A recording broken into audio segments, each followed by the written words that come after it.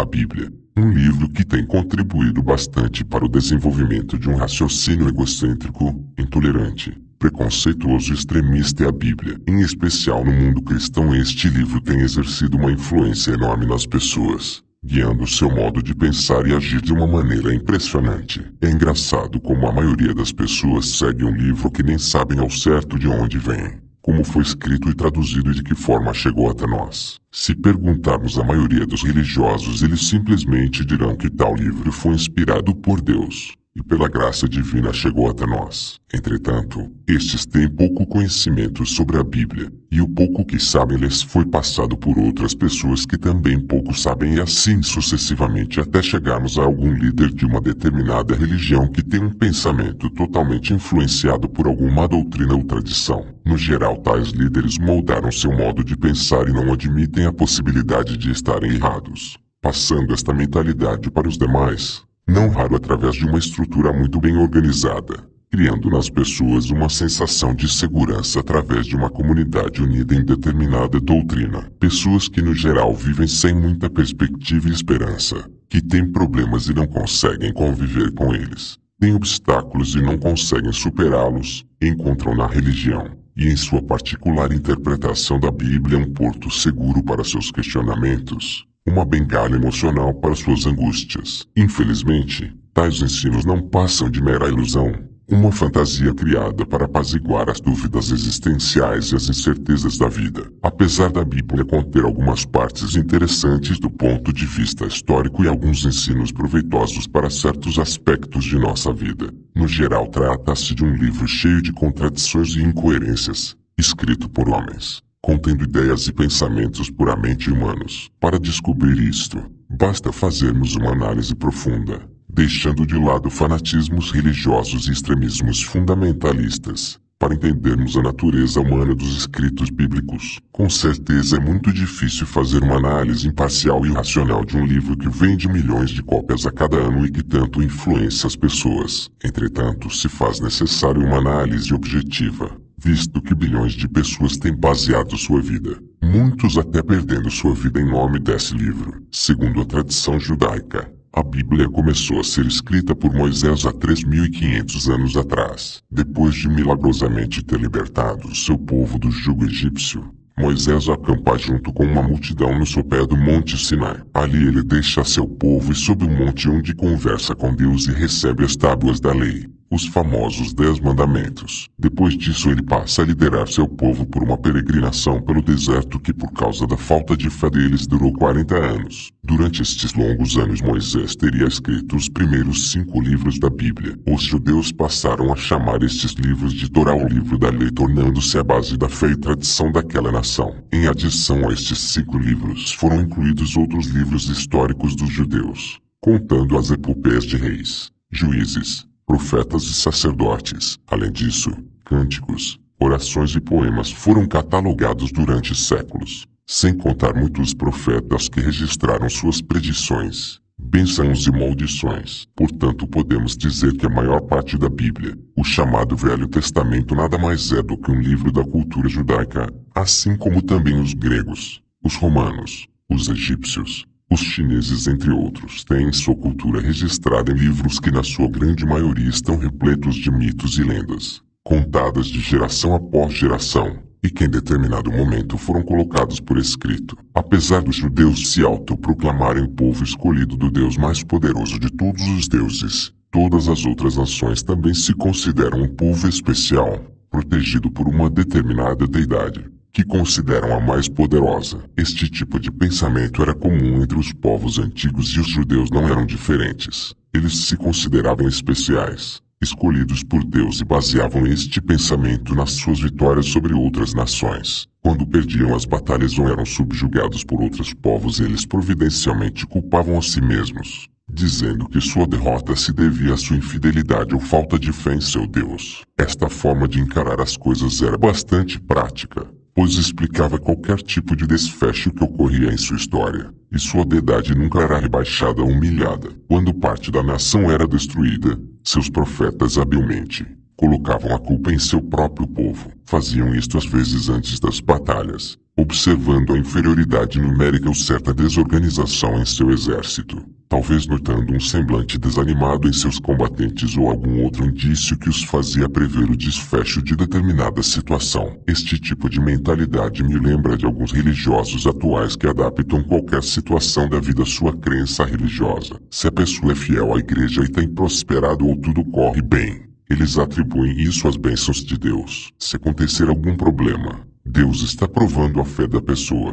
Por outro lado, se a pessoa sai da igreja ou não é fiel e prospera, é o diabo que a está ajudando. Se acontecer algum problema é porque a pessoa abandonou a igreja e Deus não a está abençoando mais. Observe que se passam milênios, mas a mentalidade das pessoas continua a mesma. Mas voltando à questão das histórias judaicas, estas eram contadas e recontadas, aumentadas, exageradas e no final, quando eram registradas, já estavam totalmente deturpadas e nada mais eram do que mitos e lendas. Tirando a crendice religiosa de lado, quem pode em sã consciência dizer que tem certeza da data exata em que determinado livro bíblico foi escrito, ou quem foi seu escritor? São livros escritos há milênios, em épocas remotas, tempos tão antigos que a própria escrita em si estava em seus primórdios. Antes da invenção do alfabeto, a escrita consistia em simples pictogramas ou sinais silábicos, onde cada símbolo representava uma sílaba. Como a língua usa centenas de sílabas,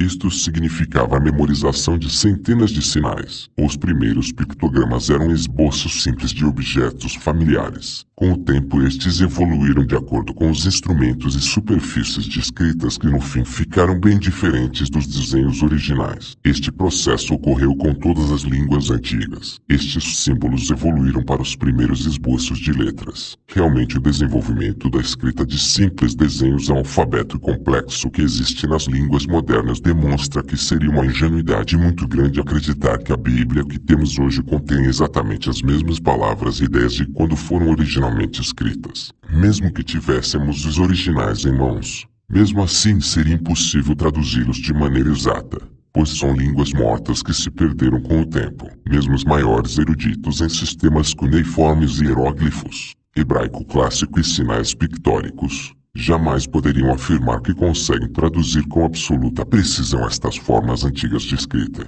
mesmo que tivéssemos os originais, pois a realidade é que não temos. Não chegamos nem perto de ter algum escrito original do Antigo Testamento. O melhor que temos são cópias de cópias que foram sendo feitas através de séculos. E não temos nenhuma noção do que aconteceu durante este processo. Como vimos, a própria língua foi mudando com o tempo. Foi evoluindo. O hebraico clássico, por exemplo, era escrito sem os caracteres que correspondem às nossas vogais. As pessoas na época completavam sons vocálicos com a mente. Posso ilustrar com algumas palavras no português que hoje todos conhecem mesmo sendo abreviadas. Se você observar as letras limitada, saberá que significa limitada, palavra muito usada no comércio. Se observar DR, saberá que significa doutor. Mas agora imagine uma pessoa que achar uma inscrição destas uns 3.000 anos no futuro. Será que ele conseguiria entender quais as letras que se usa hoje para completar a abreviação DR ou limitada? É impossível saber ao certo quais os sons vocálicos que os judeus usavam lá no passado. Assim, o hebraico clássico é uma língua impronunciável, portanto indecifrável. Outro desafio é saber ao certo a época da escrita ou o provável escritor de determinado livro bíblico. Fica difícil saber se determinado dito profético foi realmente falado antes ou depois do fato consumado, ou se determinada história foi verdadeira ou se foi depois de muitos séculos mistificada, acrescentada de exageros, para se tornar um épico. Durante todo este processo de cópias e recopias seguido por um longo período de traduções, hebraico clássico para o aramaico, depois para o grego, depois para o latim e finalmente para as línguas modernas, aconteceram muitos erros tanto intencionais. O escriba muda ou acrescenta algo para apoiar seu conceito teológico, como não intencionais. O escriba pula uma linha ou deixa apenas escorregar ou borrar. Além disso, temos hoje numa mesma língua várias versões da Bíblia que diferem e discordam entre si. Só na língua portuguesa há inúmeras versões da Bíblia, como a Bíblia de Jerusalém, Matos Soares, João Ferreira de Almeida, que já foi revista e corrigida várias vezes, Figueiredo, Ave Maria, tradução do Novo Mundo, Bíblia na linguagem de hoje, entre outras. Este mesmo panorama encontra-se em muitos outros idiomas, como inglês, Tolstoy, King James Version, Young, English Revised, Impasese Bible, American Standard, American Translation, New English Bible, Toda English Version, New Jerusalem Bible, Espanhol, Valera, Moderna, Nácar Colunga, Evaristo Martim Nieto, Serafim de Alzejo, Cantera Iglesias, Noiva Bíblia Espanhola, Alemão, Luther, Zucher, Elberfelder, Menge, Bibel em Eutigendeust, em Eitsuberset Sung, francês, Darby, Crampon, Jerusalém, Tobecumenical Bible, Osti, Sigon Revised, francês Corante, italiano,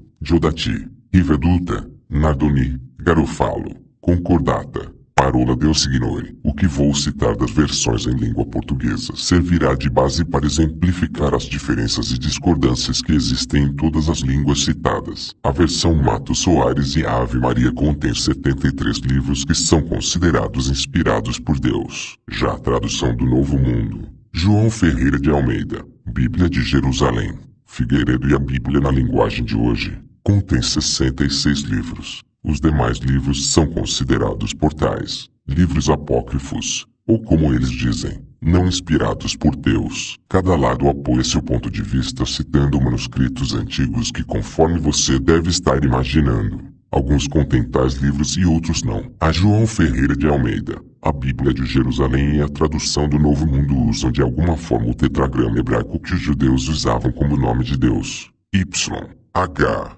V, H. E visto que o hebraico clássico não usava caracteres que correspondem às vogais que usamos hoje no português, eles tentaram incluir algumas vogais por sua própria conta. Assim você encontra uma Jeová, outra Javé, ainda outra Yahweh. Alguns vertem alguma forma deste nome em alguns versículos. Outros preferem colocar em outros versículos diferentes. Existem versões que vertem em mais de 7.000 lugares, praticamente por toda a Bíblia, diferente de outras que não vertem em lugar nenhum como a Figueiredo, Ave Maria, Bíblia na linguagem de hoje e a Matos Soares, que preferem não entrar nesta confusão e simplesmente colocam o título Senhor com letras maiúsculas, um tipo de polêmica que não chega a lugar nenhum, porque na realidade ninguém sabe realmente como os judeus chamavam seu Deus, e para mim, pessoalmente, este tipo de assunto não tem a mínima importância, porque afinal, pelo que sei, as pessoas religiosas consideram seu próprio Deus grande demais para ser englobado,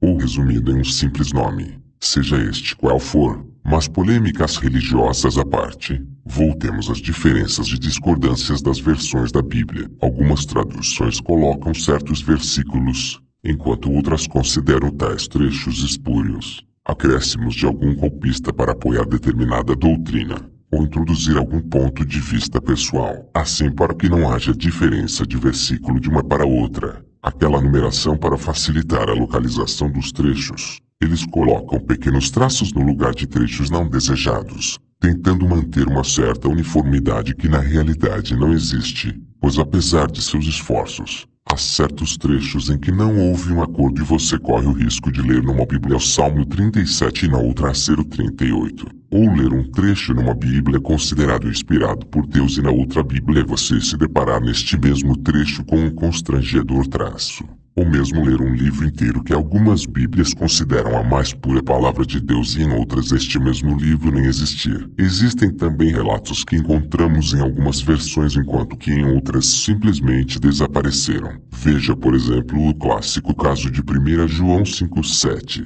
8, em algumas traduções da Bíblia, como a tradução do Novo Mundo das Escrituras Sagradas. Você lê da seguinte forma: porque são três os que dão testemunho, o Espírito, e a água, e o sangue, e os três estão de acordo. No geral, as traduções que vertem dessa maneira são feitas por pessoas que não acreditam na doutrina da Trindade, mas em outras versões feitas por pessoas que acreditam na Trindade, como a João Ferreira de Almeida corrigida e revisada fiel. Você lê assim: porque três são os que testificam no céu, o Pai, a Palavra, e o Espírito Santo, e estes três são um, e três são os que testificam na terra, o Espírito, e a água e o sangue, e estes três concordam num. Não é muito difícil entender porque os trinitaristas vertem da segunda maneira. enquanto os antitrinitaristas preferem verter da primeira forma. A expressão Pai, a Palavra e o Espírito Santo são um apoio à doutrina da Trindade. Por isso os antitrinitaristas abominam este trecho dizendo que se trata de um acréscimo ao texto original. Ambos os lados desta questão citam manuscritos antigos para apoiar sua tradução. Mas o problema é que existem manuscritos antigos e respeitáveis que vertem tanto de uma forma como de outra. Existem vários casos assim e cada tradutor escolhe aqueles manuscritos que melhor se encaixam com seus conceitos. Outro fato interessante diz respeito à escolha de palavras que cada tradutor resolve colocar em sua versão da Bíblia, visto que grande parte da Bíblia foi escrita originalmente em hebraico clássico, uma língua morta. A única solução é traduzir a Bíblia de outras traduções em línguas um pouco mais modernas, como o grego e o latim, e mesmo assim há uma dificuldade extrema em traduzir textos de tais línguas, pois existem expressões que simplesmente são impossíveis de traduzir de maneira exata, além de palavras que não têm um correspondente nas línguas atuais. Assim, cada tradutor resolve colocar determinada palavra que para ela exprime melhor o que ele acha que o escritor bíblico quis expressar. Por causa disso, você lê determinado trecho bíblico em uma versão e chega a uma conclusão. Já em outra você lê o mesmo trecho e chega a outra conclusão completamente diferente, porque a maneira como o tradutor resolveu traduzir, a escolha de palavras e expressões, influencia muito a maneira de entendermos o texto. Na verdade, as línguas diferem não só na gramática e na etimologia, mas também no modo em que as ideias são construídas numa sentença. Pessoas que falam línguas diferentes pensam de formas diferentes. Portanto, a forma de traduzir um texto bíblico de línguas antigas para idiomas modernos depende muito do ponto de vista do tradutor. É por isso que hoje vemos tantas religiões completamente diferentes nos seus ensinos, que afirmam basear sua doutrina na Bíblia. Tal paradoxo acontece não só pelas diferenças de tradução, como também por causa das diferenças de interpretação. O objetivo de mostrar alguns destes fatos é demonstrar que para uma pessoa razoável, torna-se extremamente difícil acreditar que as histórias narradas na Bíblia são plenamente confiáveis e a mais precisa descrição dos fatos históricos. Levando em conta que os povos antigos tinham o costume de criar lendas e mitos envolvendo a história de seus antepassados,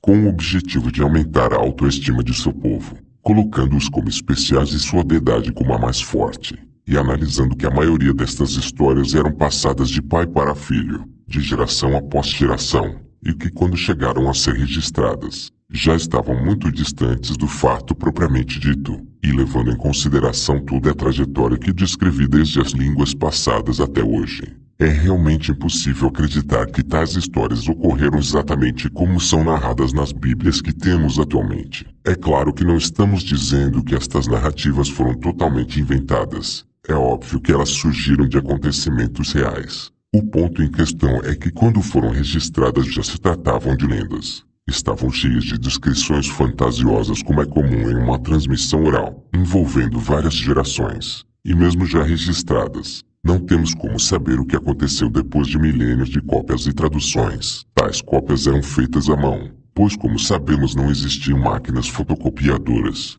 computadores ou internet. Portanto, decifrar o passado é como montar um quebra-cabeças onde faltam inúmeras peças. Envolve um trabalho exaustivo de comparações entre todos os registros antigos dos diversos povos, análise dos achados arqueológicos mais relevantes, tentar saber quem esteve envolvido, quais suas origens, suas intenções, seus motivos, as reações da época. Um longo trabalho de dedução e filtragem, tentando deixar de lado os mitos e lendas, as epopeias e as fantasias, tentando nos apegar ao que realmente aconteceu, deixando para trás fanatismos religiosos, extremismos, radicalismos, fundamentalismos e preconceitos que ofuscam nosso melhor entendimento da história. Certamente não temos a pretensão de sermos os donos da verdade, dizer que temos a verdade absoluta, que sabemos exatamente como tudo aconteceu em todos os detalhes. Não, longe disso. Procuramos melhorar nosso entendimento, chegar um pouco mais perto da verdade, pois sabermos exatamente todos os detalhes do que realmente aconteceu nestas narrativas do passado longínquo seria possível somente se tivéssemos condições de estar lá, vivendo na época, junto com as pessoas, observando os acontecimentos pessoalmente. Mas como sabemos, Isto é impossível. Assim, a partir de agora vamos analisar algumas narrativas encontradas na Bíblia de um ponto de vista puramente histórico, tentando chegar um pouco mais perto do que realmente aconteceu. Salvo alguma indicação, todas as citações bíblicas encontradas neste livro são da tradução do Novo Mundo das Escrituras Sagradas, revisão de 1986.